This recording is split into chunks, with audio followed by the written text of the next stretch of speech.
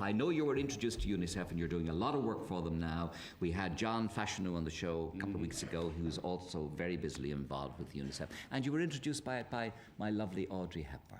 Darling Audrey, yes. Beautiful Audrey. Yes, I think it was about 5-6 years ago she asked me to co-host the Danny Kaye Children's International Awards in Amsterdam. And I'd done other things for UNICEF up at that point, but no heavy involvement. And she said, oh, there'll be a press conference. And I said, well, Laura, I don't know too much about UNICEF or, for a press conference. She says, you don't have to, it's sort of a fan club. And then I listened to her talk. And she talked with such passion, such conviction, and such knowledge. And I was then invited to go to a couple of seminars in New York and in Geneva, and I listened to her, I listened to Peter Ustinov, I listened to Liv Ullmann, Belafonte, all of them talked.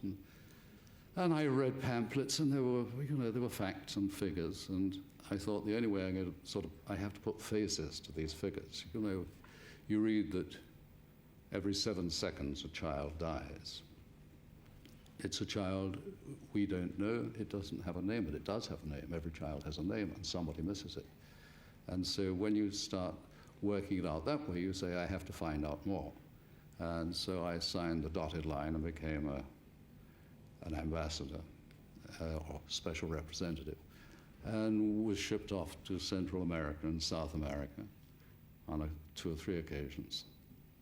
And it's very interesting, because one goes out, one sees the nitty-gritty of what UNICEF is about, and then you come back and while you're there, you also make a damn nuisance of yourself with presidents. My trouble was in Central and South America, I made friends with all the presidents, and they're not presidents anymore. They all had their hand in the kitty. Yeah. Well, there you are. But I am not here to flog a book like the rest of everyone. You're here to flog I'm here to flog this. Card. You see, this is called One Goal for UNICEF. John had one, yes, indeed, One Goal for UNICEF. You buy them, and all the contributions, of course, go to UNICEF. For a pound. For a pound. But yeah, well done, well pronounced, yes. And for that, there's a draw in July, August.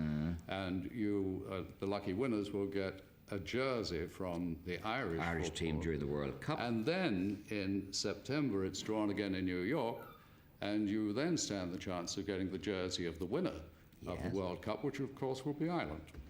Hooray!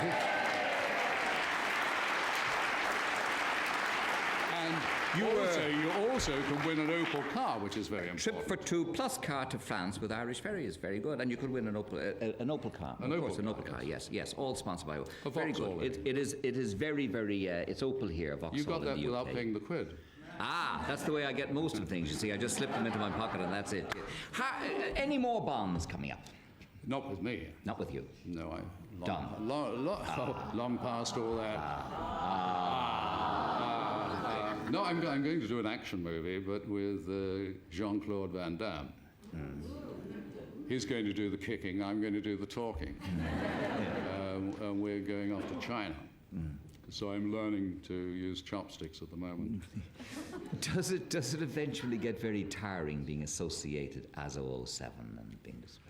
No, I get asked that, do you mind being called James Bond 007? No, I used to be called the Saint, and I was called Lord Sinclair, and 400 years ago I made a television series called Ivanhoe, and I was Ivanhoe then. You're associated with what people are seeing you in recently, and as they haven't seen me in anything recently, because Roddy Doyle doesn't write parts for old English actors. Have you seen any of his work?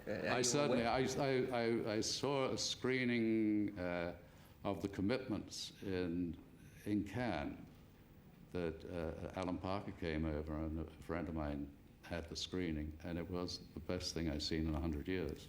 Thank you. Terrific. Get away. Really.